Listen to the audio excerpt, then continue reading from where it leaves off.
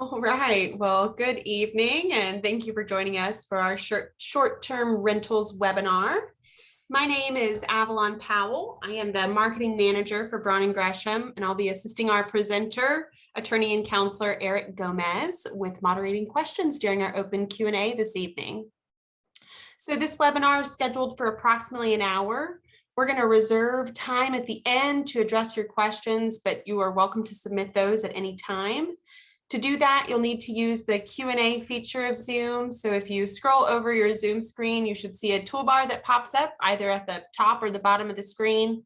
And on that toolbar is an option for Q&A. If you click that, it should open a separate pop-up box and you can type those questions directly in. And then after the webinar, we'll follow up with an email with a copy of this presentation's recording and also our contact information. So maybe if you come away and there's a question that comes up later, you are welcome to reach out to us that way. So now, Eric, please feel free to take it away. Awesome. Thank you so much, Avalon.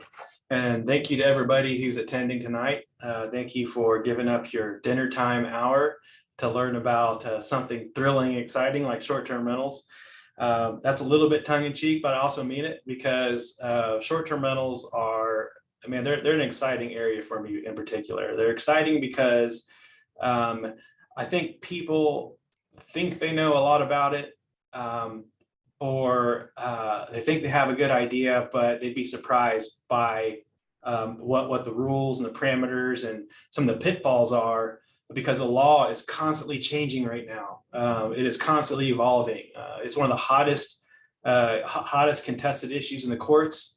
And so helping you guys to understand how you can navigate this sort of often treacherous roadway and ensure a return on your property is why we're doing this, right? So thank you for attending.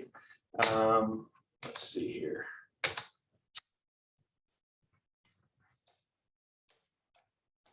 Whoops, a little bit of a delay. Close your eyes. There you go. Okay. So that's me, right? See, been a land use attorney for 10 years, a little bit over 10 years actually, and have seen this area come on the horizon. What's interesting about short-term rentals is they've been around for a little bit, but they've only recently started breaking through the market, and the short-term rentals are really big in the European market, in the UK, and in areas like that, and they're quite a bit ahead of us with the rules and regulations and stuff, managing this market, and so it's really interesting to see how it's spread across the pond to us here. So what are we talking about? In case you didn't know, just check and make sure you're in the right webinar. We're talking about all things short-term rental. All right, this is ultimately a real estate thing. So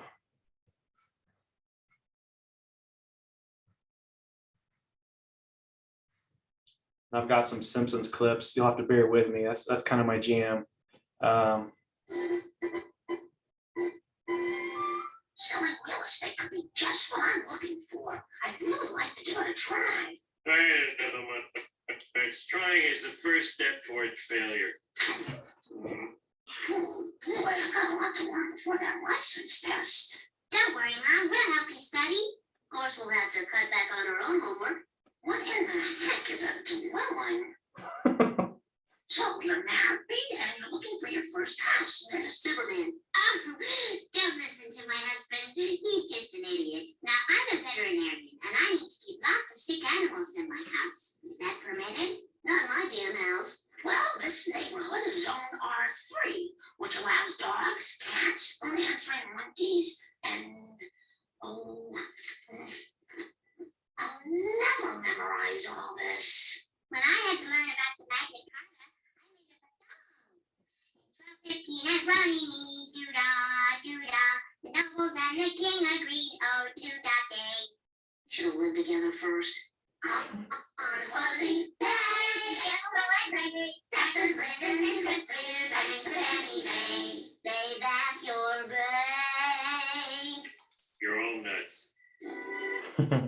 So that is my Here, I'm trying to get out of this one. That is my longest clip, I promise, by a good amount. So there's only 2 more, but I you know, real estate, that's what we're talking about. We're talking about real estate and all of the you know, sort of the pitfalls that go along with that, with your investment decision. But there's a lot of rules, right? Yeah, this thing. So, you know, here's our outline. Why short-term rentals, right? Why are you guys doing this? Right? Why did you go this route? And we're going to look at before a mess happens, right? Before a mess happens. Then we're going to look at some rules that matter. And we're going to look at a series of slides called "So You're in a Mess." Okay. And then we're going to have our Q&A. That's basically what we're doing. I'm going to talk about the big picture, what you can do to prevent a mess from happening, what the rules and regulations are, and what you do when you found yourself in a mess. So why short-term rentals at all? What are some of the reasons you guys have for being here tonight, or for thinking about doing this, or for already purchasing a short-term rental property? Maybe you want to make more income, and you can do that through more frequent rental periods than a long-term tenancy. And maybe that's what's motivating you. Maybe you don't like having to deal with like having one tenant there, and all of the issues that can come from just this ongoing relationship. Maybe you're more excited about you know, a constant flow coming through, and so like, except if you have a bad tenant, they're gone, right? Because it's a short-term rental. Maybe that's one of your motivations. Maybe it's a way to pay down your loan for your property, for a mortgage, or property taxes, or to help with upkeep of the property. Maybe it's because this is a burgeoning market. It's kind of exciting, right? The short-term rental market. It has taken the hospitality industry kind of by storm. And this hospitality industry used to be in the hands of big conglomerates, right? Big conglomerates. And there was no way for a small property owner to break into it. But now you can. Now individual property owners can break into this hospitality market and get a return. And there's very few barriers to entry. All right, that's kind of exciting. And maybe you're doing this because you know there's a lot of customers that want to stay in short-term rentals. They're homey, right? They're charming, they're personal, they're immersive. It's something that you don't always get with the Holiday Inn, right? And you get to make connections. You get to make personal connections with people. I just stayed in an Airbnb in Virginia, and the lady who was running it was the sweetest, kindest, most amazing person. She was so caring, and she was there. That's something that you don't get from the Howard Johnson, right? You're just kind of in and out. It feels like a transaction. So maybe that's why you guys are doing this. So what's the big picture? Short-term rentals are a good opportunity to get in on a real estate investment and get a return out of it. But you really need to understand how to ensure your return from your investment, because a good decision can move you forward in your goals. A bad decision can set you back. It could even drive you out of this business, this industry, because it was such a bad experience for you. And I'm trying to help you guys to have some material to avoid that situation. And finally, the big picture is this is about the law of contracts. Okay, the law of contracts. That's really what this is about. And I'm going to show you this and why this is important as we move through this presentation.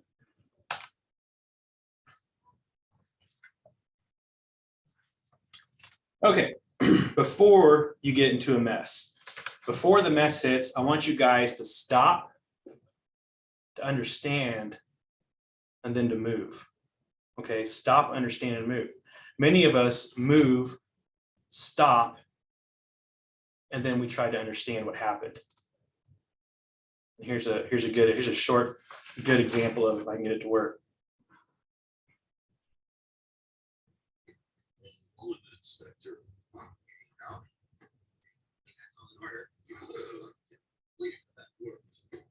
right? See, it's I mean, quick and easy. You know, you guys, if you don't stop, if you understand the rules and then move towards your purchase decision, you're basically going to get hassled by a wallet inspector. Okay, that's what the end result of that is. Like I said, a lot of us decide to purchase a property, and then once we get into that property, we stop and try to understand the rules, and that's not what you want to do. Due diligence work for us, you know, it averages $1,500 to $3,000 for a residential property. That's really not a lot. I have some rental properties, and one of them, and you know, I just paid our property manager $3,000 to list the property and find a new tenant. Okay, the due diligence work is not a lot, and if you do it, you're going to save a lot of hassle and heartache, sleepless nights, and a lot more money down the road by putting up a little bit up front and checking your basis. And so what are some of the things that we look for when we're doing due diligence work? You know, or, you know, what do you want to, you just, hey, Eric, I can do this myself. Okay, well, that's fine. Let me tell you how to do that. The first thing you want to look for is your plats for your subdivision, if there is a subdivision. A plat is going to have plat notes. Okay, pull that plat. In the plat notes are often restrictions. There's not usually a lot of them, but there's some important ones. You want to know what those restrictions are. Okay, plat notes can also reference other covenants and restrictions. They can tell you the numbers, the volume and page number, where to go in the county records, and shortcut your research. So pull your plat if you have one. Governance documents and restrictions. Pull your dedicatory instruments. Okay, pull your dedicatory instruments, and what I mean by that is your CC&Rs, your declarations, your bylaws, anything that was filed of record. And we'll talk about this a little bit more when we talk about deed restrictions. But pull those things, read through them. I mean, so you know, I'm going to say this again, but I want it to stick. Those are contracts. Those are contracts that come with your property. And just by the mere fact that you're purchasing your property, you are entering into that contract with the creator of it. I don't know how many times you guys just go head first into a contractual situation without reading the contract. It's no different here, right? So read those documents. Look at regulatory maps. This is a kind of a more broad one. It's not necessarily limited to short-term rentals. It's really limited to just construction or purchasing a house in general. But let's say you want to build a single-family house for short-term rental purposes. Check the flood maps. Check the floodplain. I can't tell you how many times we've dealt with clients who purchased a property without checking the flood maps, and it bit them in the tail. They literally couldn't go through the property. That's not, depending on the floodplain, the regulatory floodplain, you've got no outs. You've got no outs except for a bad real estate investment and trying to cover your cost. That's a part of the due diligence work. Looking at neighborhood organizations and associations, you know, is there a POA? Is there an HOA? Are there architectural committees? Are there something along those lines? You know, that's really important to find that out because they're the ones who would likely enforce their rules and regulations against you. How active are they? Right? How active? Do they have a website and they're maintaining the website regularly and they're meeting all the time? You got to know that stuff, right? How active are they? Zoning rules and ordinances. This applies if you're in an incorporated area of a county. You know, what are the zoning ordinances? If you don't know that, if you don't know that your property is going to be in an SF1 or an SF3 or an MF4 or whatever the designation is going to be, you need to know that before you buy your property. And we'll talk about why a little bit later. And finally, as a part of your diligence work, I want to look at your tenant agreement, right? I want to look at the contract that you're giving to your tenants. to see if you're covering your bases and protecting yourself before somebody enters your property. It's one of the most important things you can do, is have a solid bulletproof lease agreement. So, or rental agreement. Okay, rules that matter, right? This is the exciting part. This is what gets me going. All the rules, right? All the dorky stuff. So we're looking at deed restrictions. We're going to look at, and I have that, I have that all in uppercase letters because it's important, right? It's important. That's number one. So deed restrictions. We're going to look at case law. We're going to look at some statutes, and we're going to talk about the zoning and ordinances. So let's dive right into that. Deed restrictions. So deed restrictions, listen, this is super important.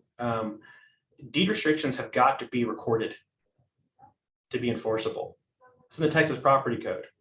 Okay, these are legal instruments that are required to give you notice as a bona fide purchaser for value of what you're about to get into. Okay, nobody can force you to enter into a contract without your consent, without you being aware of it. So this is that situation. The law requires covenants and restrictions to be filed of record in your county records office. Okay, they have to be, or they can't be enforced. So go find them. Go find them. Go read them. Okay, or pay somebody to do that for you. There's often a lot of updates to deed restrictions. That's something that even title companies will miss, is all these amendments to deed restrictions. I've seen amendments every year, on deed restrictions that were drafted 15, years ago. It's like they can't get it right, so they keep trying, and there's a new amendment. You need to know what all of those amendments say. Okay, it's super important, especially when the law is changing. Especially with, we're going to talk about case law, but especially as with how dynamic the case law is right now, and the law on short-term rentals is. A lot of deed restrictions are getting updates.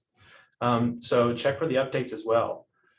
Look at your title commitment for your title policy from your real estate purchase, or from your prospective real estate purchase, I hope.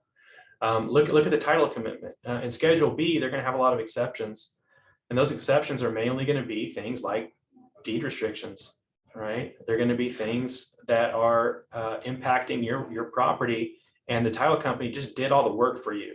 So it's basically an index or table of contents of documents you need to read. Okay. It's important to know that posting on a website isn't enough. It's not enough for a POA or HOA to do that. That's not fair notice. It's got to be filed of record, and posting on a website is not filed of record. We have a situation where we just did due diligence on a project, and this POA had given itself the ability to fine lot owners, but that fine power wasn't in any governance document. It wasn't in any dedicatory instrument. It was on a fine schedule posted on the POA's website. Guess what? That's not enforceable. That's not enforceable. That's not legal. So, stuff like that needs to be in the covenants and restrictions, and it needs to be filed of record so that you can see what you're walking into before you make your purchase decision. Don't do that on the back end. Don't buy a property without knowing what the restrictions are. These, like I said, 0.5, they're a contract. And when you buy your property, you are saying that you agree to abide by those restrictions just by the mere fact that you are making that purchase. Okay, so you got to know what they are. You can't say oops after the fact. So deed restrictions, very important. Case law. All right, this is number 2 on my list because it is really shaping the rules, the common questions that I'm sure a lot of you guys have about short-term rentals. They're getting answered through the case law, and people are raising all of them. That's what they're doing. There's opinions that haven't even come out yet on probably the same questions you've got in your mind. So it's important to know what the cases say. Before we jump into a few, because I have a few listed here that I want to show you guys. But before we jump into that, again, I want to hammer in that this is about contracts. This is about the law of contracts. Okay, so contract. What's important to know about contract law is the four corners. The four corners of the document. What's written in that thing? What do the words mean? What are the obligations and responsibilities? Who are the parties? Right? It's about contract. And you're going to see through these holdings and these decisions how the court keeps falling back on that. Even when parties are trying to push it into the sphere of constitutional rights and fairness and all that kind of stuff, the courts keep bringing it back down to what does the document say? What do the deed restrictions say? Okay, that's all we're going to look at. So keep that in mind. All right, the first case, you may have heard of this case. This is the famous one. Okay, this is that case that says short-term rentals are residential property. Right, that's what everybody says. Tar versus Timberwood Park Owners Association. It was handed down. The holding was handed down by the Supreme Court of Texas. So it's it's the highest court in our land here, and not too long ago. And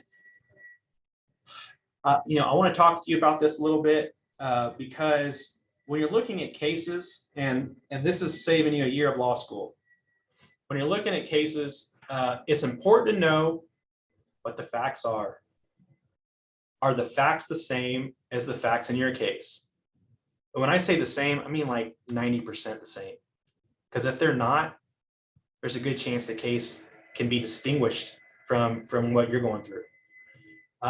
What does the court say exactly as it applies to those facts?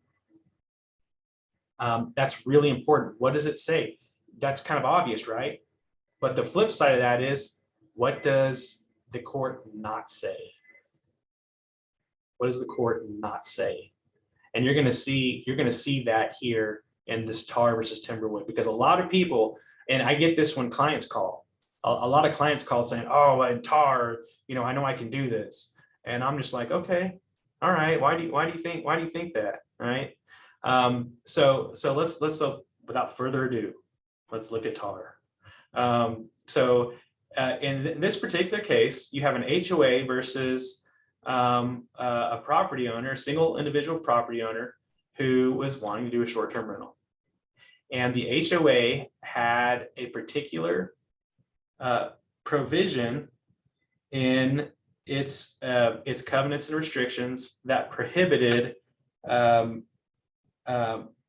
anything but residential use on its property, right? Residential use only, residential purposes.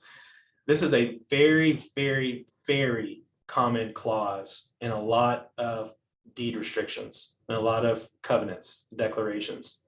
It was sort of the default for decades. A lot of you guys may not know this, but a lot of deed restrictions are boilerplate. They're recycled, and they borrow from other subdivisions and what they say. And so for a really long time, this was like, oh, that sounds great. Like for residential purposes only. Yeah, I want that in my subdivision. I'm going to put that language in here. And that wasn't a big deal at all. So that's kind of the wall we're up against here. Is this HOA saying, look, our deed restrictions say for residential purposes only. This guy's got a short-term rental. That's clearly commercial. That can't happen, right? So I'm going to read a little excerpt from a case we're about to look at that just came out because it really does well capturing Tar. And it's also, this case is also by the Texas Supreme Court, and it just came out this year. So listen to this. In Tar, we held that covenants requiring residential use of the property do not exclude short-term rentals, absent language requiring a minimum duration for a tenant's occupancy. I'm going to pause intentionally because I want you to think about that. I'm going to read it again. In Tar, we held that covenants requiring residential use of the property do not exclude short-term rentals absent language requiring a minimum duration for a tenant's occupancy. The homeowners association in that case argued that residential implies physical occupancy with an intent to remain for a substantial period of time.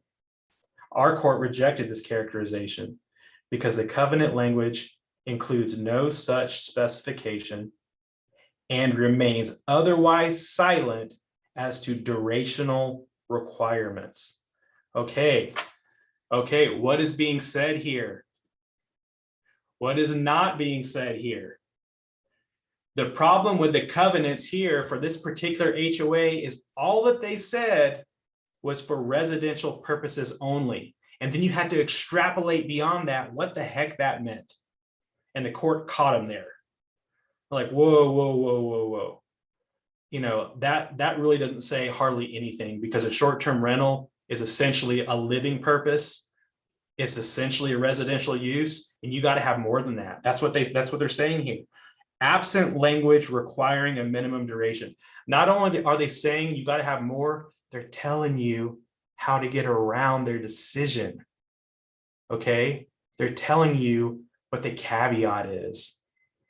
All you have to do if you're an HOA or POA is require a minimum duration along with your residential purposes only, and you're good.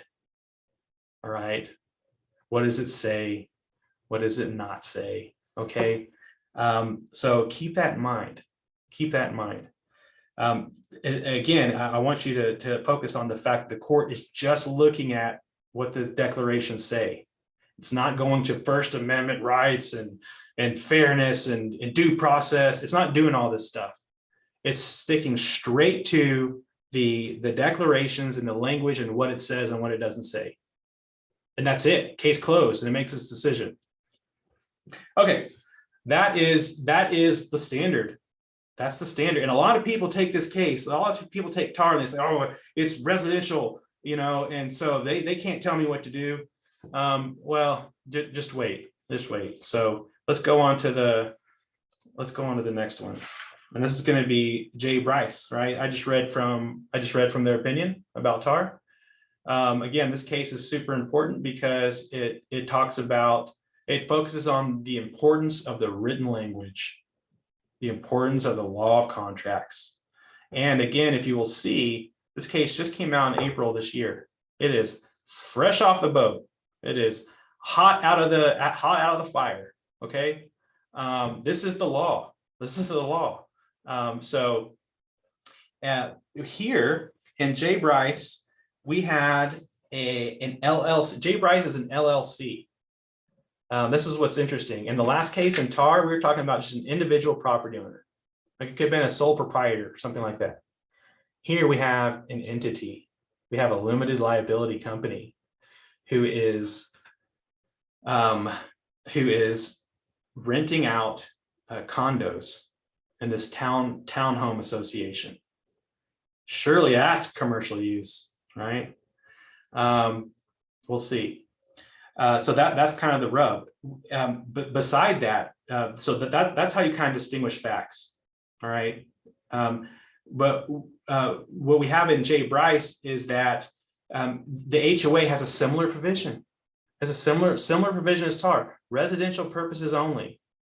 Okay, that they are trying to enforce against this guy and against this corporate entity. Oops, don't go there.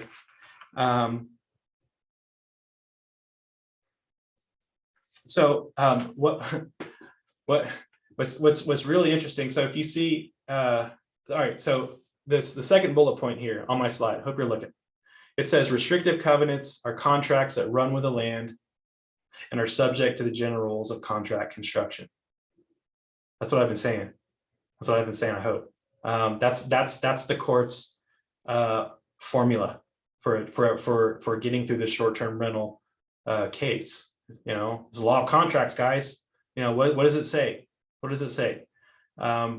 So the court dives into the restrictions.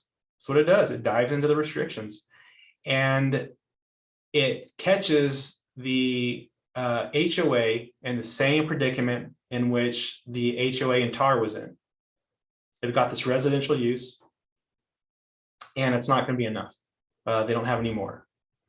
What's also interesting is the court finds a restriction prohibiting the HOA from infringing on an individual owner's ability to lease his condo, his or her condo. And they kind of smack the HOA with this. It's like, hey guys, you not only is this guy short-term rental okay, but you guys have got no power by your own covenants to restrict it. So that's a super interesting part of this. What's also neat is that in this case, the HOA appeals to the Texas Property Code. Look, we've got the power to restrict and enforce under this particular section. HOAs have a lot of power. HOAs have a lot of power in the state of Texas. They're one of the most powerful entities in this state. A municipality doesn't have power over an HOA. They cannot order them to do anything unless they are infringing on a particular zoning ordinance, right? That's different. HOA is its own self-governing entity. It's got a lot of power, However, an HOA cannot contradict or conflict with its declarations and its bylaws, its dedicatory instruments. You can't do that. And that was kind of what was at issue here in J. Bryce. They were. I kind of got ahead of myself there. So the HOA in J. Bryce was also trying to appeal to all their powers under the state property code. And the court's like, whoa. It doesn't say you can restrict short-term rentals in the Texas property code. It's kind of funny because it really doesn't. It doesn't mention short-term rentals, and they kind of catch them on that. So the court just reins that again. The court's reining that sort of macro argument that the parties keep trying to make back in and just saying, what does the contract say? What does the contract say? Okay, final case. This right here is super interesting because it's gonna agitate you guys. All right, it's gonna agitate you guys, and here's why. One of the most common calls that I get from prospective clients is, hey, Eric, I have this property and I've been using it for short-term rentals for 5 years, 4 years, 3 years, and now the HOA is going to amend their restrictions to keep me out. That's not fair.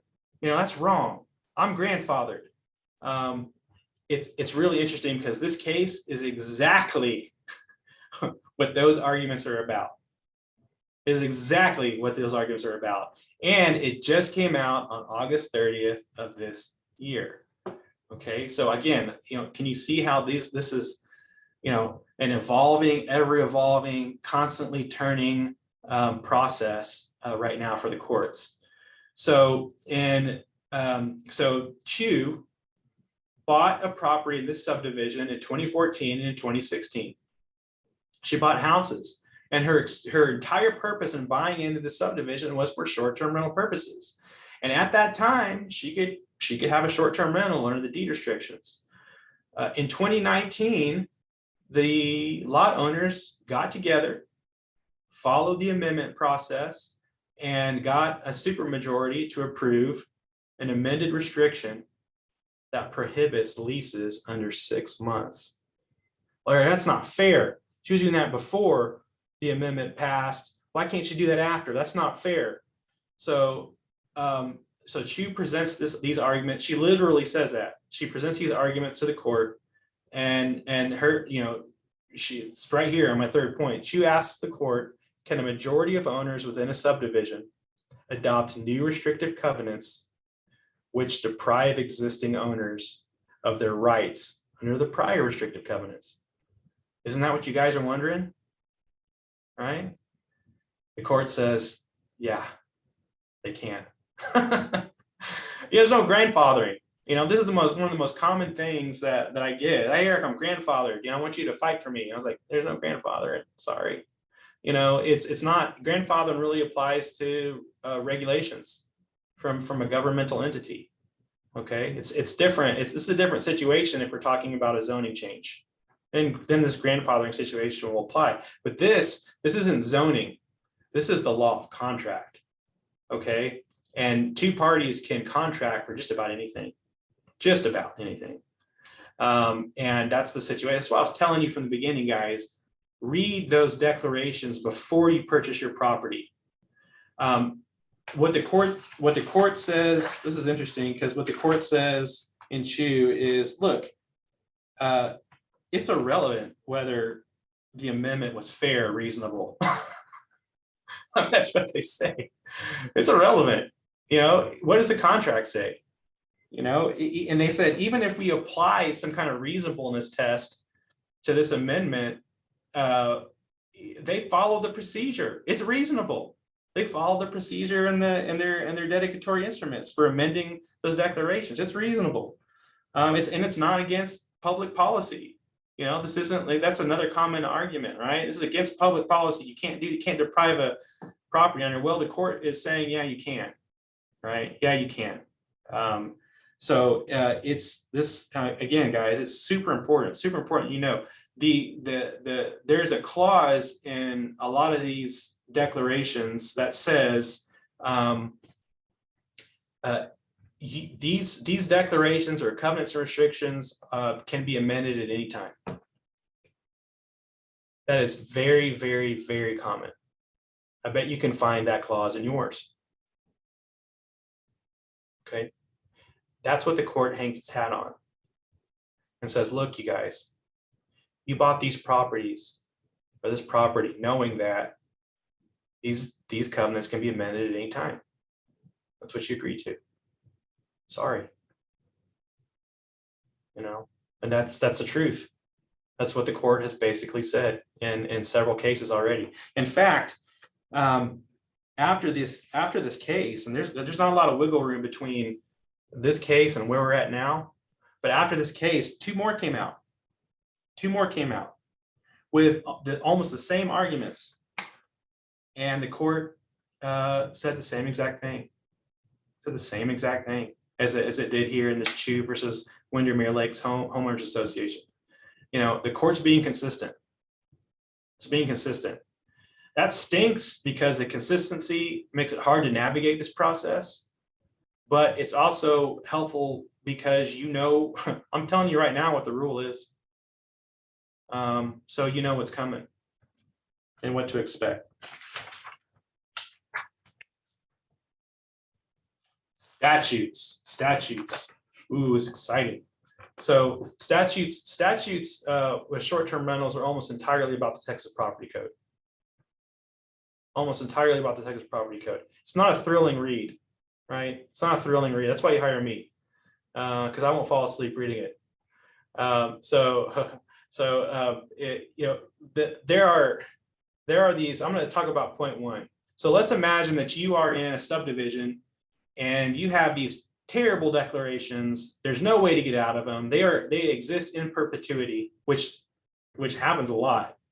A farmer sells his property to a developer back in the 60s or 70s and almost hand wrote restrictions and didn't put a termination date on them or a way to get out of them.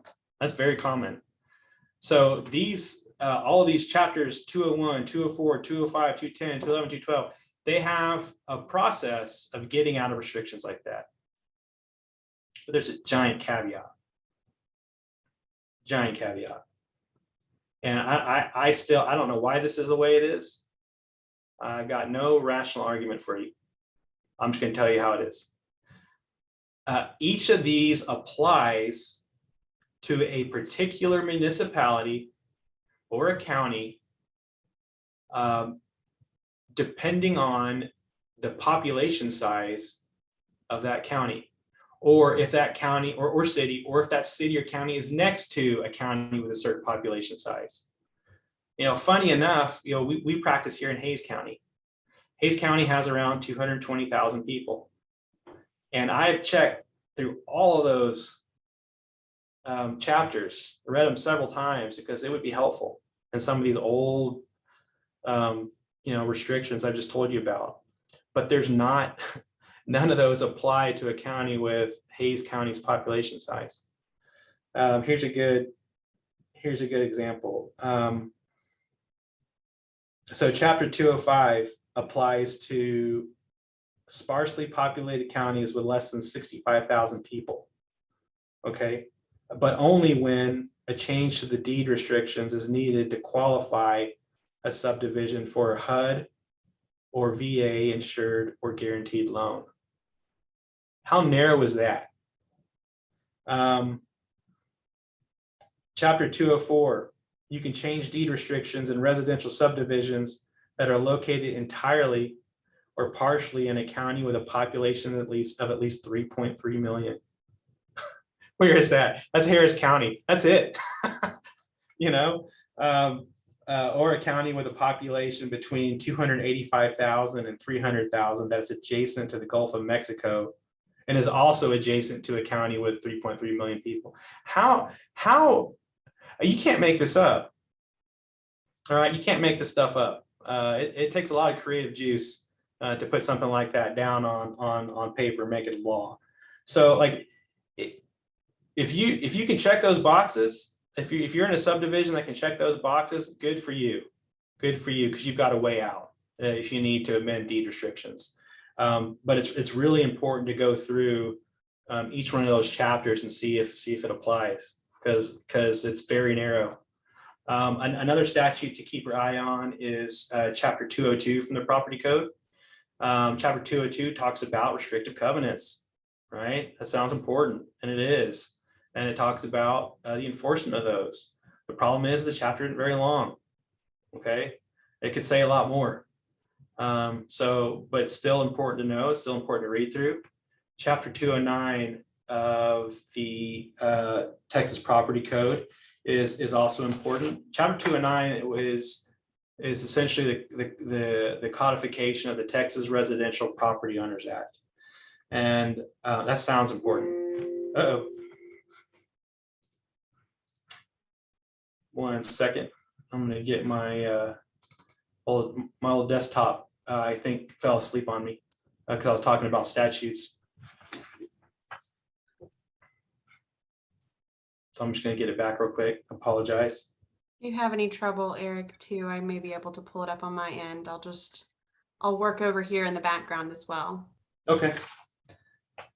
So let's see, while we're doing this, I'm just going to continue on about the Texas Residential Property Owners Protection Act. Sounds super important, and it is. Okay. It's basically look at that. How beautiful is that?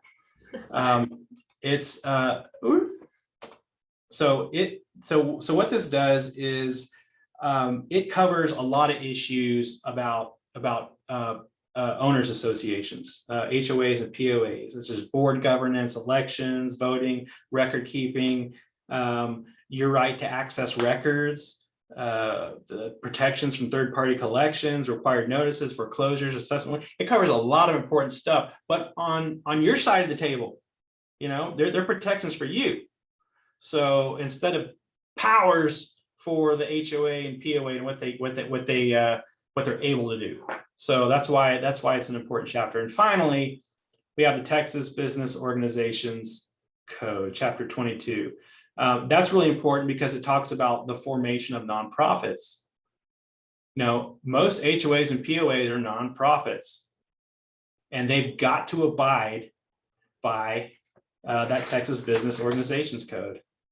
I'm gonna cover this briefly because I just love talking about this so much, and the time's flying off. So zoning and ordinances are super important. It takes all these issues from the private contractual sphere to the public one. Changes the game. It's important to know the zoning rules because they can overlap with deed restrictions. They can compound them. They can add layers. We had a client who was renting out properties in San Marcos, and he was renting it to students, right? Hotbed for student activity here in San Marcos.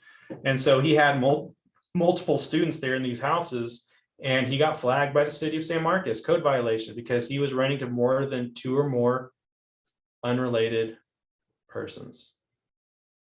That would impact your ability to do short-term rentals to friends who are coming in town for vacations, right? And that's a zoning violation. That's a zoning issue. It's not a non-restrictive covenant situation. So it's important to know stuff like that. Okay, next slide. So you're in a mess. What are you going to do?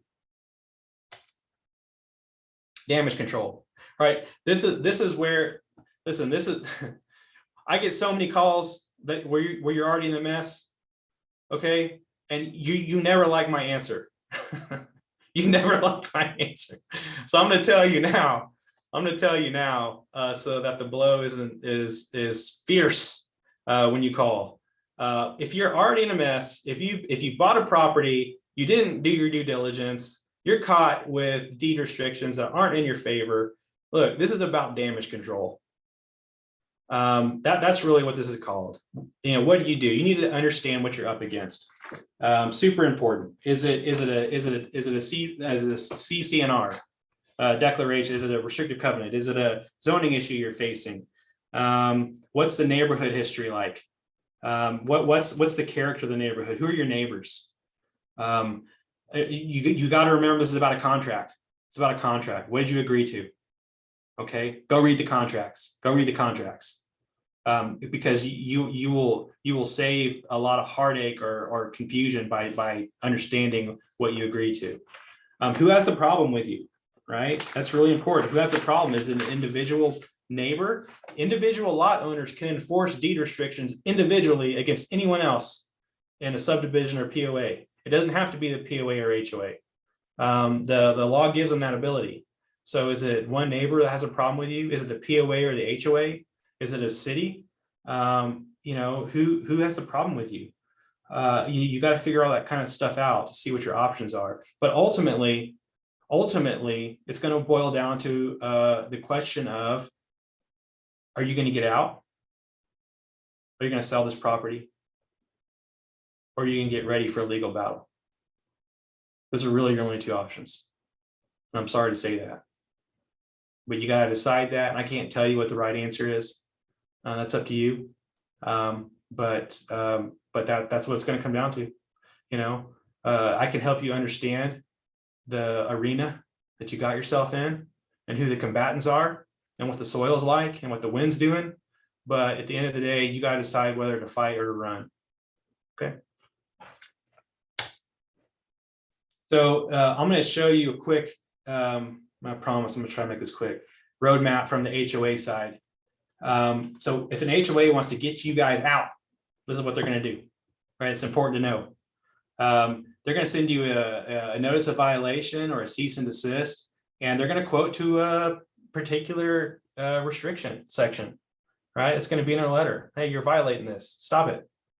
If your use continues, they're going to fine you if they have that ability, or they're going to file a lawsuit. And I want you to understand something. Them fining you if they have that ability legally, which they may have, is something you got to pay attention to, because a lot of times these deed restrictions give HOAs and POAs the ability to foreclose on your property to collect a debt. That's a big deal, right? That's a big deal. If the fines start stacking up, you got to start thinking about that. If a lawsuit is filed, they're filing the lawsuit to enforce the contract, right? That's what it is. It's a breach of contract situation, and equitable relief is going to be sought. Equitable relief is basically them getting a court order telling you to stop it,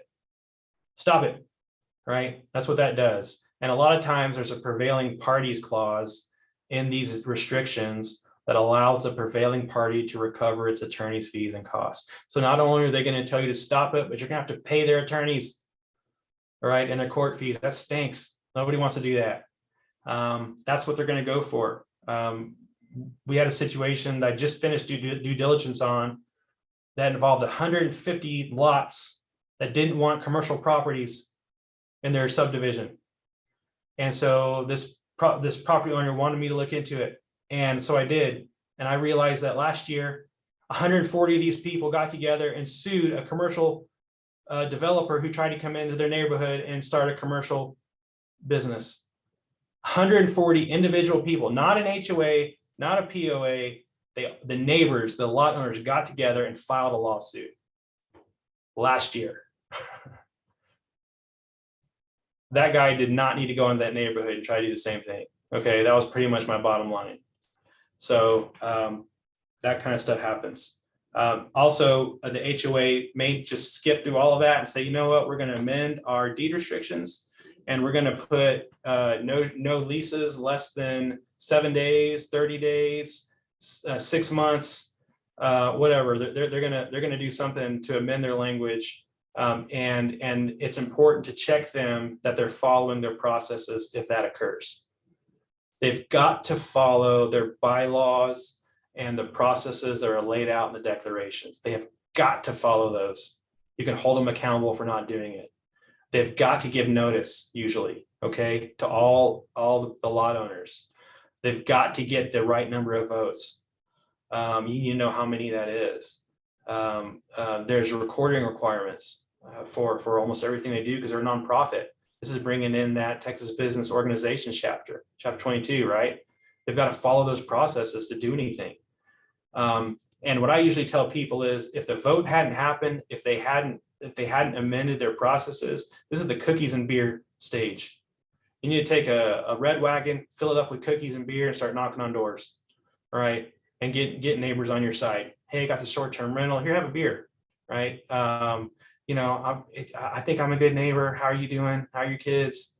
You know, get them on your side. I have literally seen that work, where people thwarted an amendment process through the cookies and beer approach.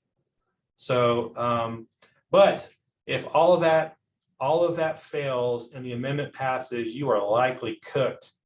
Okay, I mean, you can at that stage, you can challenge that they didn't follow a notice provision and all that and spend money doing that. You can hire me and I'll take that money and I'll help you with it. But listen, what the HOA is going to do is they're going to redo it. They're going to redo the process until they get it right, because they already have the votes. So that's just something to keep in mind. Okay, summary. It's about the front end, not the back. Stop. Understand the rules. Then move with your investment decision. Right? Pay for the due diligence or do it yourself. It's worth it. It's worth the cost. If you've been noticed or sued by an HOA, it's going to cost you. It's too late. It's going to cost, even if you're right, and their declaration doesn't say what it needs to say, you are probably going to have to go to court, and that cost is going to be anywhere from $30,000 on the low end to $100,000 on the high, and that's just at the trial court level. Okay, if it gets appealed, you're talking about another $60,000 to $80,000, even when you're right, to show them you're right. All right, or it's going to cost you because you're going to lose your investment. So do the work on the front end and hire a competent professional to help you out. I might be able to recommend somebody, maybe someone like this guy. Come on. That's when I grew up, I want to be a lawyer just like you. Good for you, son. If there's one thing America needs, it's more lawyers. Can you imagine a world without lawyers?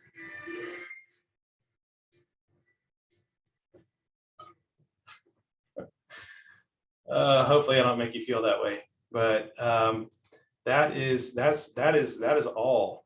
We have a few minutes for Q&As if you guys can squeeze them in. I'll remind everybody, if you do have a question, you're welcome to submit that through the Q&A box. It's just a tool on your toolbar. If you click that, it'll pop right up and you can type your questions in. In the meantime, I'll let everybody know this is recorded, so I'll follow up with a copy of this recording and also include Eric's contact information. So maybe you come away and you think of a question later. You're welcome to reach out to us that way.